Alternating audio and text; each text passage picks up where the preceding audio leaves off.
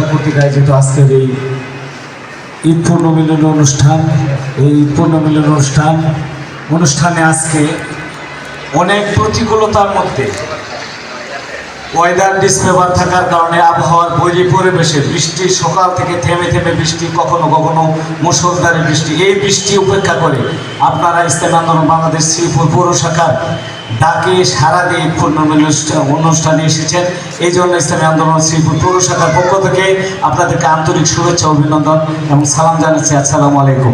আমাদের মধ্যে উপস্থিত আছেন ইসলামী আন্দোলন বাংলাদেশ গাজীপুর জেলা শাখার সংগ্রামী সেক্রেটারি জেনারেল হজরতুল আল্লাহ হজরত মৌলানা আবু বকর সিদ্দিক মাজিদুল সাহেব। উপস্থিত রয়েছেন ইসলামী আন্দোলন বাংলাদেশ শ্রীপুর উপজেলা শাখার সংগ্রামী সভাপতি, গাজীপুর জেলা শাখার সংগ্রামী সাংগঠনিক সম্পাদক হাফেজ মাওলানা আলমগীর হোসেন সাহেব। উপস্থিত রয়েছেন সদর থানা ইসলামী আন্দোলনের সংগ্রামী সভাপতি, গাজীপুর জেলা শাখার জয়েন্ট সেক্রেটারি হজরতুল আল্লাহ হজরত মৌলানা রহমত আলী সাহেব সহকারে সকলকে উপস্থিত সকলকে ইসলামী আন্দোলন শ্রীপুর পৌর শাখার পক্ষ থেকে অভিনন্দন। এবং যেহেতু ঈদ পূর্ণমিলনী সেহেতু আপনাদের সকলকে ঈদের শুভেচ্ছা জানাচ্ছি। ঈদ মুবারক। আজকে আমার এখানে বক্তব্য দেওয়ার কথা নয়, আমি ইসলামী আন্দোলন বাংলাদেশ শ্রীপুর পৌর শাখার সভাপতি, এটা আপনারা আমাকে করেছেন। যেটা আলমগীর ভাই বলেছেন যে ইসলামী আন্দোলনে কেউ পদের জন্য লড়াই করে না। কোনো জায়গায় যে এমপি হবে, যদি কেউ বলে যে আমি এমপি প্রার্থী, আমার মনে হয় তার নৈতিক দায়িত্ব নৈতিকতা শেষ এমপি হওয়ার। কারণ সে যে পদের জন্য যার লোক থাকবে সেই ইসলামী আন্দোলনের কোনো দায়িত্ব আসতে পারে না, এটা আমি জানি। তো সেই ক্ষেত্রে আমরা এটাকে লালন করি। এই জন্য আমাকে শ্রীপুর পৌর যে কমিটি করা হয়েছে সেটা আপনাদের নেতৃত্বে হয়েছে, আপনাদের ইচ্ছাই হয়েছে।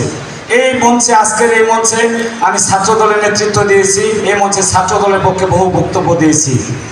স্বেচ্ছাসেবক দল গাজীপুর জেলা শাখার জয়েন্ট সেক্রেটারি ছিলাম, বহু বক্তব্য দিয়েছি।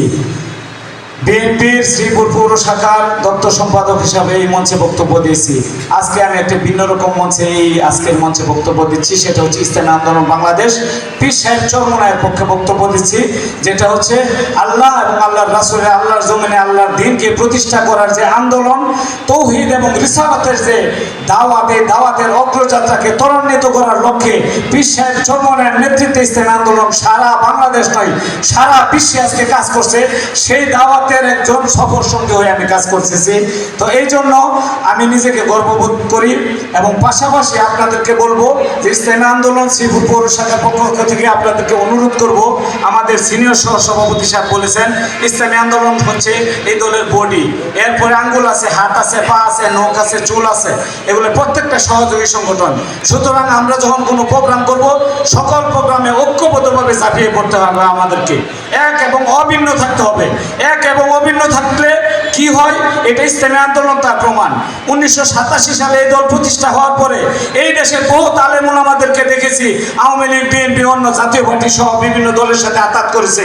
একমাত্র পীর সাহেব চরমনায়ের নেতৃত্বে মরহুম পীর সাহেব ফজলুল করিম সাহেব এবং বর্তমান যে আমির এবং নায়েব আমির সাহেব, ওনারাই 37 বছরের বা 38 বছরের ইসলামী আন্দোলনের জিন্দিগিতে কখনো কোনো তাগুতি শক্তির সাথে আঘাত করে নাই। বিদায় আজকে ইসলামী আন্দোলন বাংলাদেশ তথা পীর সাহেব চরমনায়ের নেতৃত্বে এই হাত পাখার বাংলাদেশের প্রত্যন্ত অঞ্চলে টেকনাফ থেকে তেঁতুলিয়া, রূপসা থেকে পাতুলিয়া, কক্সবাজার থেকে আনোয়ারা পর্যন্ত প্রত্যেক জায়গায় জায়গায় আজকে ইসলামী আন্দোলন বাংলাদেশ তথা হাত পাখার জয় জয়কার অবস্থান হয়েছে।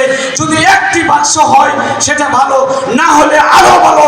কারণ আমরা ইসলামী আন্দোলন আঘাত করি নাই, আগামী দিনে কোনো তাগুদের সাথে আঘাত করব না।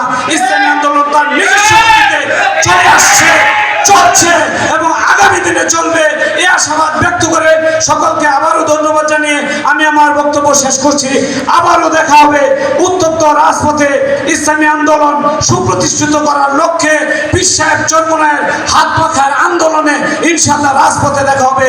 ধন্যবাদ সকলকে। আসসালামু আলাইকুম ওয়া রাহমাতুল্লাহি ওয়া বারাকাতুহু।